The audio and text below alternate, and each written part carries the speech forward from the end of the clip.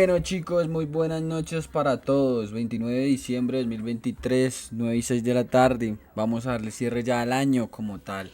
Entonces este video pues les voy avisando, puede ser un poco más extenso de lo habitual del cierre general. Los últimos videos han tenido una duración aproximada de media 35 minutos. ¿Sí? ¿Por qué? Porque se tratan no solamente temas a nivel técnico, sino también temas a nivel fundamental, lo más importante a nivel fundamental. ¿Vale? Entonces, bueno, se darán de cuenta, como les digo, que en este video vamos a tratar lo más importante sucedido en el año 2023 y al mismo tiempo vamos a tratar lo que puede hacer o tener impacto para el año 2024 frente a nuestras decisiones y los movimientos del mercado. Voy a tratar de ser lo más resumidamente posible, ¿de acuerdo? E ir viendo los gráficos. ¿Listo? Perfecto, estamos con el euro USD o estaba analizando el euro USD antes de hacer el video, pero me parece algo más práctico pues irlo analizando mientras vamos platicando de los temas que les voy mencionando. ¿Cuáles fueron los acontecimientos más importantes de este año? Bueno, los acontecimientos más importantes del año 2023 respecto, por ejemplo, a los tipos de interés o a la política monetaria que llevan a cabo los bancos centrales como la Fed y el Banco Central Europeo desde el año pasado, tuvo efecto frente a los dos o frente a dos de los bancos más importantes de los Estados Unidos, como lo es First o lo era First Republic Bank y a Signature Bank, lo que ocasiona que fíjense en el mes de marzo, cuando se descontaba por parte del mercado que la Fed iba a seguir con su política agresiva e incluso se descontaba que para el mismo mes de marzo o para la reunión de abril se realizara una subida de 50 puntos básicos. eh, los bancos First Republic, Signature Bank y otros más quebraron en el proceso. Incluso Credit Suisse, el banco suizo, también fue contagiado por esa parte o por ese efecto dominó y tuvo que ser incluso adquirido, ¿vale? El dólar en ese momento descontaba una estructura alcista, sin embargo no logra superar el máximo de los 105 puntos en ese momento y llega el cisne negro que derriba al dólar. ¿Por qué? Porque el mercado descontó la expectativa de que los tipos de interés no se iban a poder seguir subiendo, de que el daño ya estaba hecho. Entonces el dólar cae. Luego, bueno, se recupera, tiene sus diferentes recuperaciones, pero nos mantiene en una estructura bajista, nuevamente descontando las expectativas. Es desde julio cuando el gráfico del dólar empieza a presentar un movimiento bastante extraño, por así decirlo, en el sentido de que en este punto, chicos, todo estaba en contra de la divisa americana. Todo estábamos hablando, por ejemplo, de la desdolarización, sí, que no es un tema nuevo, pero es un tema que ya se está empezando a ver con mucho peso por parte, por ejemplo, de los BRICS, ¿cierto? Un grupo económico que está o añadió más miembros para el año 2024. Sí, este año se realizó la junta para ver qué miembros podían ser partes de los BRICS y diferentes países como por ejemplo Egipto, Irán y demás se van a aliar a los BRICS.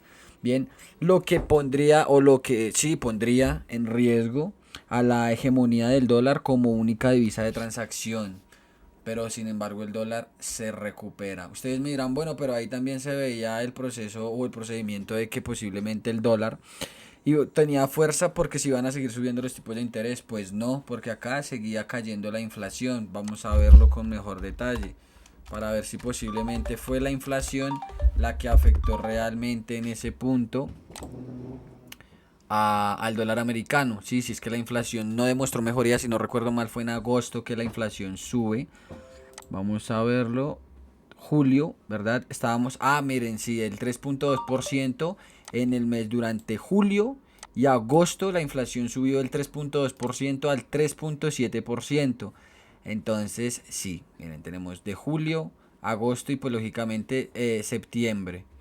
Bien, entonces sí hubo una excusa como tal a nivel macroeconómico para que nosotros pudiéramos identificar de que el dólar tuvo una resistencia desde el mes de julio, ¿no? Aunque bueno, eh, la estructura alcista comienza el 14 de julio como tal, y si nosotros vemos la inflación de julio, pues estaba en un 3.2%. Perdón, la inflación de junio estaba en un 3.2% y de julio subió en 3.7%. Entonces, bueno, sí, sí podríamos tomarlo como una excusa para que el dólar se hubiera empezado a recuperar en ese punto. Luego en octubre llega lo que es la guerra de Israel, ¿no? Y miren cómo la guerra de Israel, a pesar de que el dólar es un activo refugio y se comporta de esa manera, por ejemplo, vamos a ver si se comportó de una manera alcista durante, miren, en febrero del 2022, cuando inicia la guerra en Ucrania, el dólar se comporta como un activo refugio, porque a pesar de todo, el dólar sigue manteniendo la mayor cantidad de reservas del mundo en dólares. Bien, entonces, eso le da cierto respaldo al mismo, eso le da cierto respaldo a la divisa. Ahora, ¿qué le está quitando el respaldo? Vamos a ver desde octubre, vamos a ver la inflación desde octubre y miren cómo la inflación desde septiembre comienza a caer, porque esta es la inflación de agosto, 3.7%, a octubre, a septiembre, perdón, cae al 3.2% y en octubre cae al 3.1%, lo que le empieza a quitar fortaleza al dólar y desde donde también se comienza a hablar sí, o se comienza a dar pistas por parte de los bancos centrales de que para el año siguiente incluso se pueda experimentar un pivote. Aunque bueno, el pivote lo mencionan desde diciembre, noviembre más o menos, es donde ya la Fed dice posiblemente, o el FOM como tal, dicen posiblemente el año 2024 vamos a reducir los tipos de interés en 1,5, en 1,5. Bien, situando los tipos de interés en el 4,5%, en el 4% para finales del año 2024, con una inflación todavía por encima del objetivo del 2%. Eso ocasiona que el dólar americano se derrita, ¿sí? Y tenga bastantes probabilidades de perder su mínimo o de perder el mínimo en los 99.57. Hasta que el dólar americano no pierda ese mínimo, yo no lo voy a considerar personalmente en una estructura o en una continuación de tendencia bajista, que igualmente sabemos que comenzó desde que pierde incluso el soporte de los 104. Ahí es donde nosotros determinamos que el dólar americano tiene un quiebre de estructura por lo menos de largo plazo, ¿no? Incluso sí, acá, cuando perdió los 108. Bien, y podría empezar a buscar zonas que nosotros sabemos que debe buscar y que nosotros venimos especulando desde hace bastante tiempo, cuando teníamos el canal de Quantum, ¿sí? Que el dólar, después de todo ese gran impulso que experimenta desde mayo del año 2021, tiene que mitigar, tiene que oxigenar, ¿de acuerdo? Tiene que cerrar todas esas zonas. Ahora, si nosotros vemos el gráfico de más largo, en temporalidad de más largo plazo, o el gráfico total, el dólar es una estructura totalmente bajista, ¿sí? La tendencia del dólar es totalmente bajista. ¿Listo? Entonces no nos deberíamos sorprender si el dólar continúa con la misma en el largo plazo. Hay factores que pueden voltearlo todo, o sea, hay factores que lo podrían cambiar todo, que podrían cambiar ese análisis de largo plazo en cualquier momento, como un cisne negro. ¿Qué cisnes negros debemos tener en cuenta? Debemos tener en cuenta el posible cisne negro de una tensión en Corea del Norte, ¿sí? Con lanzamientos de misiles balísticos a aguas regionales o a aguas meridionales de Corea del Sur y de la misma Japón, ¿de acuerdo? Alegando que se sienten amenazados con los mismos ejercicios militares que está realizando Estados Unidos en conjunto con Corea del Sur y Japón, cerca a la frontera de Corea del Norte. Otra son esos ataques hutíes que están llevando a cabo, pues los mismos hutíes, a barcos, a cargueros en el canal de Suez, ¿sí? Bien, y eso afecta muchísimo, más que al petróleo, ¿sí? Porque la diferencia que tiene el canal de Suez, ¿sí? Por ejemplo, la diferencia que tiene el canal de Suez, así, permítanme, cambio el color. El canal de Suez con el estrecho de Hormuz es que por el canal de Suez se transporta el 12% del comercio mundial. Entonces, esos ataques, esos secuestros incluso que se están llevando a cabo por el grupo extremista de los hutíes, ¿sí? Que son un grupo radicalizado apoyado por Irán, ¿de acuerdo? A esos barcos lo que afectan más que todo es a la cadena de suministros. Sí, lo que es algo muy delicado para la subida de precios en diferentes bienes y servicios, como lo que pasó cuando China estaba bloqueada por el COVID-19. Sí, diferentes empresas como Apple, Tesla y demás la vieron cruda, ¿sí? Ahora, la diferencia que tiene el estrecho de Hormuz es que por el estrecho de Hormuz se transporta el 20% del petróleo mundial y es todavía un canal que no se ha tocado por parte de Irán. Si Irán quiere bloquearla tal cual lo hicieron, por ejemplo, en la guerra de Yom Kippur, pues lo puede hacer, pero a países como Arabia Saudí no le conviene ese movimiento, ¿de acuerdo? Porque se quedan sin dinero, porque se experimenta un embargo petrolero, lo que ocasionaría que el petróleo subiera máximos. El canal de Suez, como les decía, es más que todo, o afecta más que todo a la parte de los suministros, ¿sí? Que también es muy delicado para el tema de la inflación.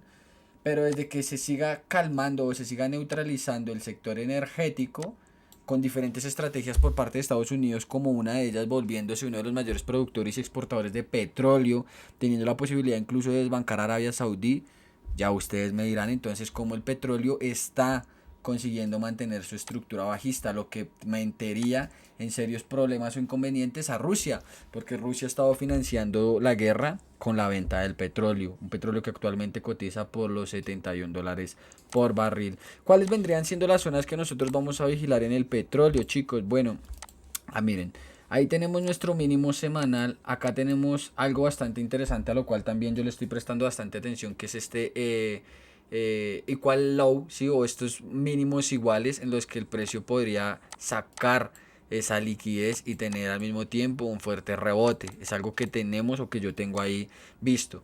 Ahora, en el mediano plazo, ¿dónde esperaría yo al petróleo? Sí, en el mediano plazo yo seguiría esperando al petróleo en un cierre de negociación en la zona de los $89 por barril, ¿sí? Viendo una oxigenación pues de todo este impulso, ¿no? Que es un impulso que desde que rompe mínimo no ha sido correctamente oxigenado. Vean, fíjense cómo el precio cae, pero no ha sido correctamente oxigenado o no ha tenido un equilibrio, como mínimo hasta donde ya sabemos un 50% de Fibonacci. ¿Listo? En el mismo mediano plazo o en el mismo largo plazo, esta pérdida de esta resistencia mete al petróleo en la posibilidad de una estructura bajista. Sin embargo, al momento de demostrarme un cambio de carácter en los $78 por barril, vuelve a sumergir al petróleo ahora en una expectativa bajista. Como les digo, el petróleo tiene diferentes variables que lo pueden afectar mucho. Una de ellas es una tensión o un aumento de un conflicto en otra parte del mundo. Se me olvidaba mencionarles, por ejemplo, Venezuela, que no es un país de más, sino el que más reservas petroleras tiene. Bien, que quiere invadir Guyana. ¿Por qué? Porque Guyana tiene los mismos, por no decir iguales, recursos energéticos a nivel de gas en esta ocasión que Venezuela. Bien, y a Venezuela le conviene obtenerlos, ¿de acuerdo? Guyana está ahorita siendo apoyado por el Reino Unido, ya con un submarino o con un portaaviones británico en territorio de Guyana, lo que incrementa la tensión, ¿sí? Entonces vamos combinando ciertos aspectos que tenemos que tener en cuenta al momento de después empezar a crear nuestro journal. ¿Listo? Porque ya estamos creando un journal para expectativas para todo el año y irlo actualizando a medida que vaya evolucionando. En el corto plazo el petróleo perdió diferentes máximos, lo que fíjense cómo negocia la zona del IFC de los $75 por barril, le queda faltando una más en los 78 y en los $78 por barril. Yo dónde buscaría un modelo de trading para ver esa posibilidad o ese rebote hasta ese máximo. Bueno, el petróleo de todas maneras, ahorita la fuerza vendedora que lleva es demasiada. Demasiada, ya incluso teniendo diferentes cambios de estructura, como se pueden dar cuenta. Fíjense, acá nos había realizado el máximo o el rompimiento de la estructura de H4, pero aquí vuelve a cambiarnos de carácter, sumergiéndonos nuevamente en la posibilidad y aquí confirmando el cambio de estructura para ya nuevamente sumergirnos en qué, en las ventas.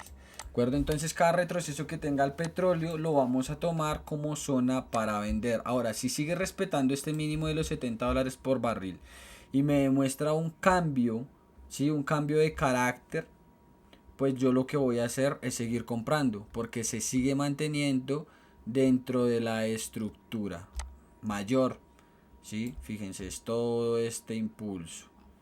Recuerdo que al final de cuentas, bueno, sí, tenemos, permítanme, tendríamos este mínimo, es este mínimo.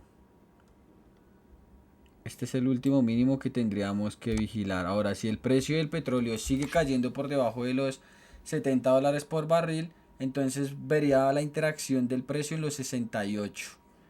Pero no compraría inmediatamente. ¿De acuerdo? Fíjense acá cómo nos saca un stop de 50 pips, en el cual estábamos intentando un swing trading para las posiciones o las zonas que les mostré anteriormente. No funcionó, lo liquidó a la baja, no lo respeta y comienza una estructura bajista. Esto nos puede mostrar ciertas señales para determinar que la inflación a nivel general puede continuar cayendo. ¿Ven? Entonces el petróleo, Mr. Petróleo, es un activo muy importante, al cual debemos prestarle mucha atención en el sentido del estrecho de Hormuz y las diferentes guerras que se siguen librando en el mundo, ¿vale? El miedo a la recesión podríamos decir que se esfumó. ¿Cómo lo vemos? Pues miren por ejemplo a lo que es el SP500. Un SP500 que de todas maneras, a diferencia de los otros dos índices como el índice del Nasdaq 100 y el Dow Jones, no logró cerrar el año superando el máximo de los 4820. Demostró una cierta resistencia en esa zona. Ahora ustedes me preguntarán, bueno, yo qué puntos de vista le veo de apoyo a esta subida. Primero, que la reducción del balance general no se ha hecho como los bancos centrales nos lo han dicho. Vamos a verlo.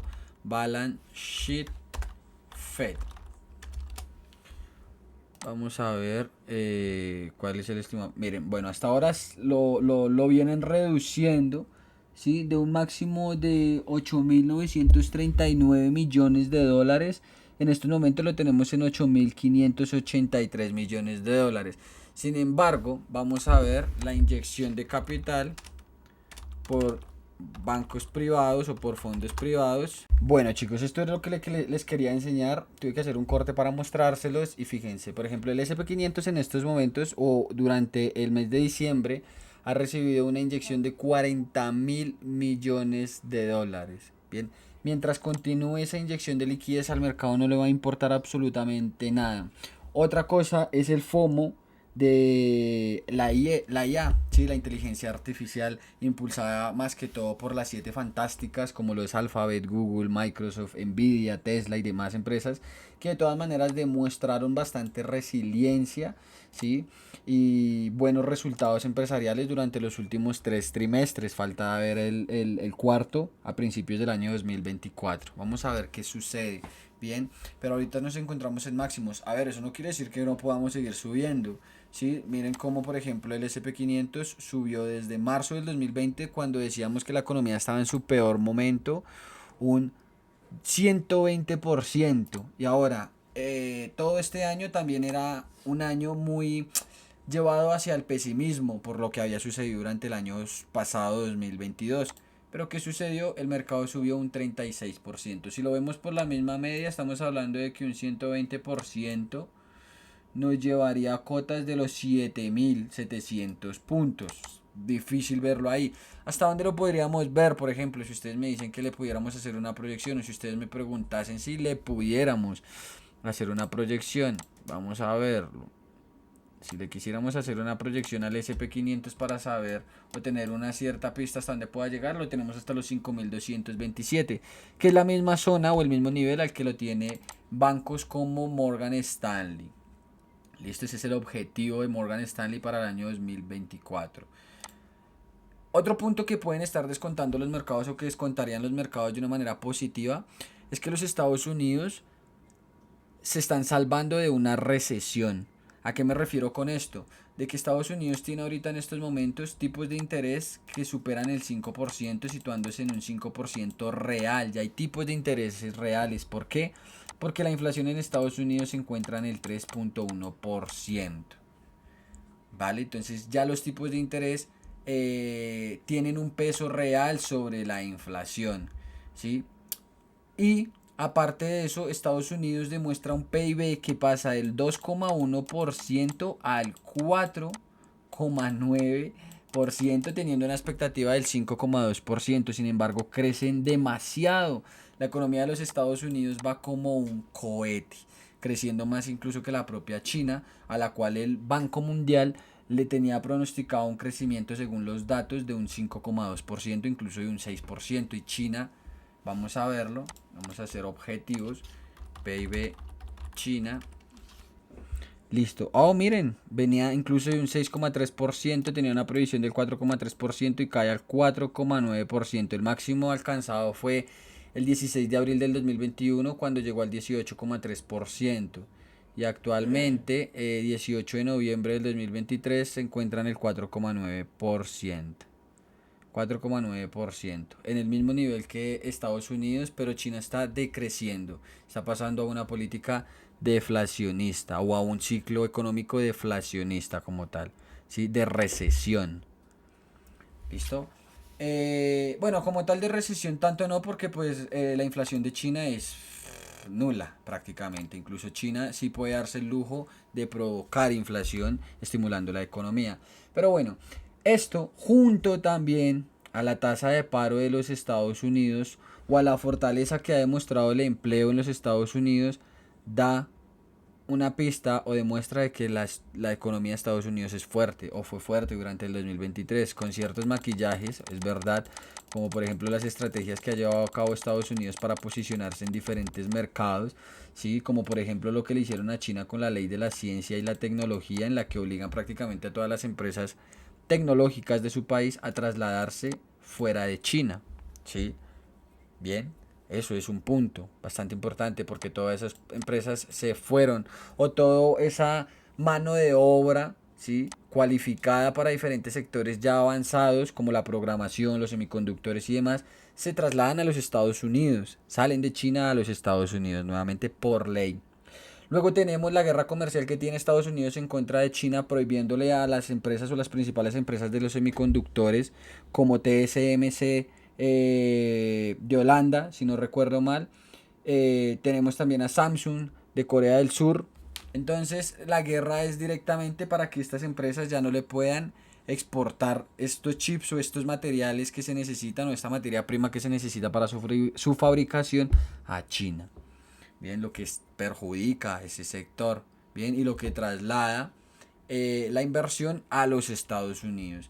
Y luego tenemos por último la estrategia maestra o la obra maestra, que fue sacar del mercado energético a Rusia, o por lo menos del mercado de Europa a Rusia, y posicionarse ellos como el mayor exportador de petróleo hacia el viejo continente, ¿sí? Gas natural, el petróleo y gas natural licuado, y un 40% más costoso y de menor calidad. Pero bueno, eso ya es política. Esto que también no se nos puede ir de la mano, pero vamos tratando, como les digo, los temas más importantes para que el video tampoco se nos salga tan extenso. ¿Listo? Entonces, bueno, vuelvo y les digo, los mismos acontecimientos que les expliqué anteriormente son los mismos acontecimientos que podrían voltear al S&P 500 o a los índices como tal, ¿de acuerdo? Si por casualidad se llega a experimentar un repunte de la inflación o algún cisne negro, pues las bolsas lo van a descontar a la baja. Depende del conflicto bélico, si estamos hablando de un conflicto bélico, de la región en la que sea. Porque miren, si nosotros vemos el conflicto de Rusia, miren, febrero del 2022, la semana de febrero, el S&P 500 cae un, vamos a verlo con exactitud, un 7%, ¿verdad? De febrero, de inicios de febrero a 21 de febrero, pero de ahí vuelve a rebotar. Sí, simplemente descuenta la guerra y continúa su camino. En este caso él estaba cayendo, era por la política monetaria. Pesaba más la política monetaria que la geopolítica en esos momentos. ¿Listo? Y luego tenemos el conflicto de Israel. Bien, miren, octubre, aquí, octubre, 9 de octubre, el ataque terrorista llevado a cabo por Hamas es en el fin de semana y la bolsa cae un 6% y luego se recupera con mucha fuerza. Bien, entonces un conflicto bélico debemos verlo a qué escala se lleva. Acá fue por el pánico del punto en el que se estaba liberando la guerra. pero luego se empezaron a hablar de procesos de paz, se empezó a hablar de que la inflación estaba disminuyendo, se empezó a hablar de un pivote por parte de la Fed, se empezó a hablar de inyección de liquidez en los mercados, se empezó a hablar de buenos datos empresariales, se empezó a hablar de buenas expectativas por parte de las mismas empresas, se empezó a hablar de los famosos Goldilocks o ricitos de oro, y el rally de Santa cumplió con su estacionalidad y el mercado sube desde el mes de octubre un magnífico 16%. Cualquier persona que hubiera invertido en octubre en el SP500 ya tuviera un beneficio del 16% sobre su inversión. Bien, ahora, ¿qué podríamos esperar o qué esperaría yo? Yo esperaría una corrección. Tal vez no directamente a los 4.351 o 4.127 puntos, pero sí esperaría una corrección como mínimo. Ya me movería entre la zona de los 4.545 y el máximo que tiene actualmente de los 4.770 para poder comprar. Sin embargo, pues en el más corto plazo sigue siendo máximo y deberíamos irnos acoplando en esas estructuras. Vuelvo y les digo, para que el video no se haga tan extenso, pues la revisión o ya el gráfico completo se los enseñaré en el siguiente viernes. ¿Listo? Ahorita estamos tocando los temas más importantes en donde nos podemos extender acompañado de los gráficos. Bien, el SP500 tiene diferentes zonas que de todas maneras debe liquidar. Por ejemplo, miren, ¿cuál vendría siendo la zona en la que nos moveríamos en las siguientes semanas? Pues estas mismas. Nos moveríamos entre este mínimo, entre el mínimo de los 4.692, 4.693 puntos y entre su respectivo máximo de los 4.796, sin olvidarnos del máximo mensual real, que es la línea que ustedes pueden observar aquí. Bien, entonces si yo quisiera comprar al SP500 en esta temporalidad, que es una temporalidad muy alta, vamos a ver que no, incluso miren, todo está liquidado. Es muy complicado que el SP pues experimente nuevas caídas. Ahora, miren, de todas formas, miren que sí podría hacerlo. Sí podría hacerlo luego de que el precio ya en una hora igualmente nos demuestra, miren. Acá tenemos un voz de H1 y al mismo tiempo tenemos su respectivo cambio de carácter en H1, lo que me indica o lo que me daría cierto indicio de que el dólar americano podría empezar el año siendo alcista, ¿sí? Para recuperar esas últimas caídas que ha tenido en el último mes o durante los últimos 2 meses.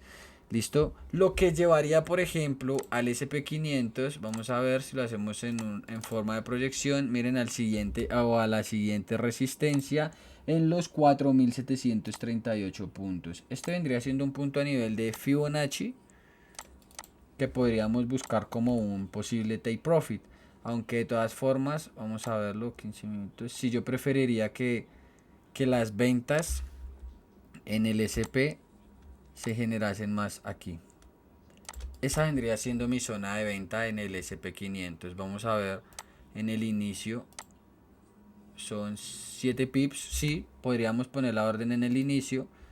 Pero igualmente, sí, porque ya tenemos un cambio de modelo. Entonces no tendría necesidad de esperar el mismo en 15 minutos. Sino que simplemente esta vendría siendo mi primera orden incluso del año, chicos. Miren, estamos hablando de 10 pips de stop loss. Y estaríamos manejando... Ay, perdón, estoy poniéndolo mal. Ahora me volví daltónico. Tenemos aquí 10 pips de stop loss, 30 pips de take profit. Esa vendría siendo la operación que podríamos esperar en el primer intraday, buscando esta resistencia. No podríamos expandir más el take profit, pero no lo vamos a hacer porque el verdadero swing vendría siendo o vendría estando por estos niveles. ¿Listo? ¿Qué veo yo más o qué más podríamos observar nosotros aquí? Miren, acá tenemos un pequeño IFC. Entonces esta ya empieza a ser la zona más atractiva para mí, en donde esperaría obviamente un cambio de modelo para el SP500 y ahí mismo volverlo a buscar en compra ya en un swing. Sí, porque ya estamos empezando a hacer una conjunción de las tendencias, a hacer una alineación de las mismas. Bien, es una zona todavía no negociada. Si ya empieza a perder mínimos, como el mínimo de los 4.693, pues yo empiezo a buscar las zonas. No voy a comprar en esas zonas, simplemente voy a ver la interacción y la liquidación o la mitigación de las mismas. Eso es lo que esperaría para el SP500 y por lo tanto para los siguientes índices, ¿no? Como ya sabemos el Nasdaq 100 es lo mismo, tengo que graficarlo bien o analizarlo bien, y el Dow Jones, aunque el Dow Jones ha demostrado más fortaleza que el mismo SP y el mismo Dow, chicos, miren.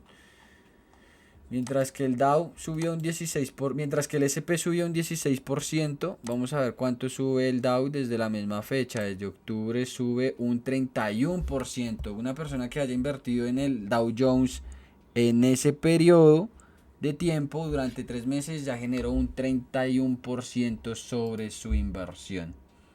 Increíble. Ahora vamos a ver en el Nasdaq 100 que es mucho más agresivo, ¿no? Y que también fue un índice que superó máximos. Misma fecha, 61%. ¿Listo? Pero igualmente deberíamos experimentar una corrección, no ahora. Por eso les digo, chicos, no se trata de estar vendiendo. No tenemos ninguna razón para vender en los índices. Ni a nivel macroeconómico, ni a nivel técnico. A nivel geopolítico, cambian las cosas. Bien, por lo que ya hemos comentado.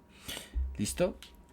Ahora, eso me puede dirigir o redirigir nuevamente al análisis del dólar para entender que si el SP llegase a experimentar esa corrección o como tal la renta variable llegase a experimentar esa corrección, tanto, bueno, los bonos americanos son otro cuento, sí, porque su rentabilidad está cayendo, pero su valor está aumentando. Cualquier persona que haya tomado una inversión en el 5.18%, por ejemplo, para el bono de 30 años, fue la mejor inversión de su vida o una de ellas. Sí, mientras que, por ejemplo, imagínense, el de 2 años nomás, el de 2 años también alcanzó un máximo del 5.25%. Increíble. Pero ahorita pues están cayendo por las expectativas que se descuentan. ¿Listo? El análisis técnico con estos gráficos es un poco diferente. ¿Listo? Entonces, bueno, ahora volviendo al dólar americano, que es parte de la influencia de la renta o de los bonos americanos, podríamos ver una o podríamos experimentar un retroceso completamente natural, ¿sí? Porque fíjense que desde aquí, desde el máximo de los 104, cae completamente en vertical. Lleva 3 semanas o cerró 3 semanas en negativo, lo que me lleva a mí a ver cómo, cuáles vendrían siendo mis zonas de trabajo en el dólar americano para empezar la siguiente semana o para empezar ya como tal el año. Miren, y vendría siendo entre el mínimo de los 100.61, el máximo de los 102.62 y el respectivo quiebre que me confirma esa zona de trabajo. Listo, perfecto. Entonces vamos a ponerlo ahí. Bien, y vamos a marcar también mi mínimo diario. Perfecto, listo, chicos. Entonces, ¿en dónde o en qué puntos me voy a mover yo? ¿O en dónde voy a buscar nuevamente a los vendedores por encima del 50%, por encima de los 101.61? Ya de ahí reduzco estructura y ya de paso logro identificar primero siguientes rompimientos, ¿cierto? Para poder buscar las zonas de oferta que me interesan para seguir acompañando el dólar en su estructura bajista. Bien, perfecto. Entonces eso es lo que tenemos hasta el momento y volvería a buscar en ventas al dólar por encima del punto de equilibrio de los 101 puntos. Bien, lo que me llevaría a verlo aquí. Ahí buscaría un modelo de venta de trading, de venta, perdón, para el dólar americano.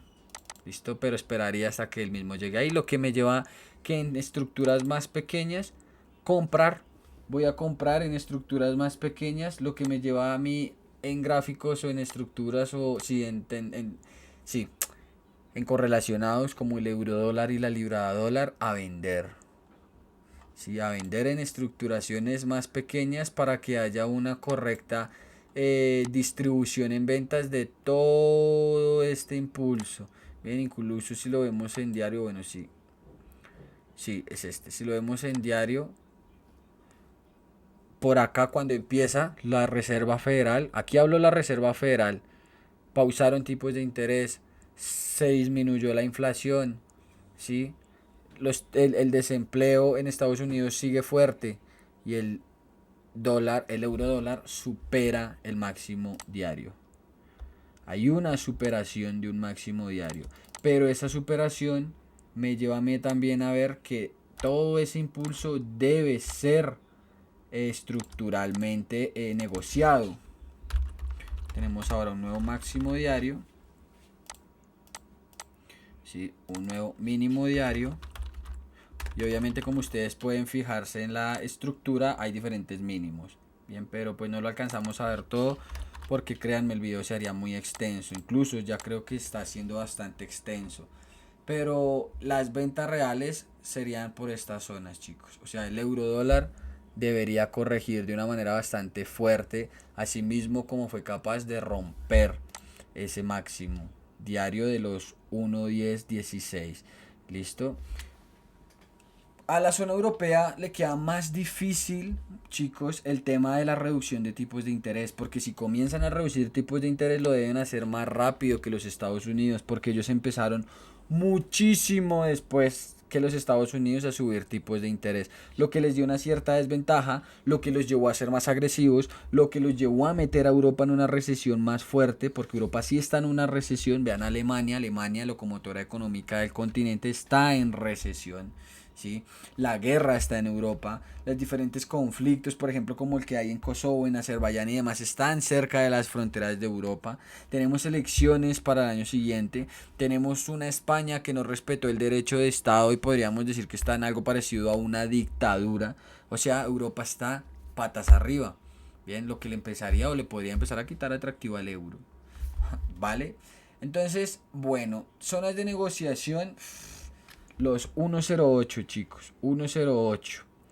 Bien, e incluso 109. ¿Vale? Pero ya lo vamos a ir viendo en el intraday o se los enseñaré el viernes cuando ya lo tenga correctamente analizado. Lo mismo lo que es la libra dólar. Bien, fíjense cómo tengo que hacer nuevamente todo el mapeo del mercado, pero la libra dólar también nos vuelve a poner, bueno, no hay una superación en diario, o sea, la libra dólar todavía no nos confirma nada, es diferente. ¿Listo? En H4 sí, en H4 hay un quiebre de estructura, pero al mismo tiempo debería haber una correcta oxigenación como mínimo a los niveles de los 1.25. O sea, la corrección que debería experimentar la libra dólar también debería ser bastante fuerte. Y ya chicos, para ir terminando, bueno, el peso colombiano para mis compatriotas, para mi país, pierde el mínimo de los 3.899 de la estructura interna e igualmente pierde el nivel de la estructura diaria de los 3.866, para que posiblemente con ese rebote que estemos esperando con el dólar americano pues corrija bien. Yo lo veo en los 3.920 y de ahí posiblemente acumular, ¿no? La resistencia que ha representado el peso colombiano frente al dólar me parece bastante interesante. Sí, es una política monetaria de Colombia bastante interesante, la cual también tiene o experimenta una caída en el IPC del 13 al 10%. Pues no es una caída muy fuerte, pero pues debemos entender que como economía emergente es distinto a las economías de primer nivel. Entonces, muy buenas noticias para el peso colombiano. Y ya por último, chicos, que no se me puede olvidar, la mamá de las mamás, el Bitcoin. Sí, un activo, el cual, chicos, aunque sabemos que tenemos deudas por los niveles de los $12.000, ahí es donde entra el correcto análisis fundamental, ¿cierto? En el cual debemos ser conscientes de que Bitcoin ahorita en estos momentos tiene muchas cosas a su favor. Una de ellas es el ETF que va a sacar BlackRock para el 17 de enero del año siguiente, lo que podría dar bastante positivismo al mercado cripto, ya que se descontaría que las grandes instituciones están entrando al mercado cripto. Ya hay una confianza real dentro de este mercado y esto puede reventar y romper el máximo de los 48.556. O está el otro escenario en el que este dato, como dicen por ahí, compra con la noticia, vende con la noticia y compra con el rumor. Compra con el rumor y vende con la noticia. ¿Sí? Entonces todo el mundo está comprado con ese rumor. Todo el mundo. ¿Ven? Y cuando salga la noticia, todos esos compradores van a ser barridos o pueden ser barridos. Este movimiento tiene que ser mitigado, chicos. Acá hay mucho volumen. ¿Sí? Incluso más abajo. Fíjense, acá hay un IFC muy interesante, chicos. Lo mismo aquí. Entre la zona de los 17.000, 18.000 dólares por BTC. Entonces, yo lo que les digo es que debemos ir con mucho cuidado. Otro punto es el tema de la CBDC, al cual también debemos hacer un estudio bastante enfático y objetivo. ¿Listo? En el sentido de ese nuevo modelo económico que se pretende desarrollar por parte de los países del mundo hacia las nuevas generaciones, ¿no? Impulsadas por la inteligencia artificial, por el metaverso, por el dinero digital y porque todo es virtual, ¿no? Eso, el Bitcoin en ese sentido puede ser un respaldo para las personas que queremos seguir protegiendo nuestra privacidad al momento de transaccionar con cualquier bien o servicio. ¿Listo? Entonces, ojo porque eso podría hacer caer al Bitcoin, ¿no? Regulaciones, diferentes demandas, diferentes cosas que se puedan inventar. ¿Listo? Y ya por último tenemos el halving, que eso sí debería ser algo parecido a lo que hizo, lo que siempre hace, por ejemplo, en el año 2016, cuando impulsa Bitcoin desde los 395 hasta los 20.000. Y luego en el año 2020, impulsándolo de los 3.889 hasta los 70.000 dólares por Bitcoin. Listo, chicos. Sin embargo, ojo con los niveles de los 29.000, 28.000 y, como les digo, un poco más abajo. Listo. Chicos, créanme que traté de cubrir todo lo más importante. De Argentina me gustaría hablar, sí, pero pues no soy argentino para opinar, pero dar la opinión o el punto de vista a nivel económico. Milei tiene una misión muy difícil. Argentina es un país muy difícil de salvar. Y yo sé que todo el mundo ahorita está en contra de ese populismo y del primer modelo anarcocapitalista que se está implementando en una economía y demás.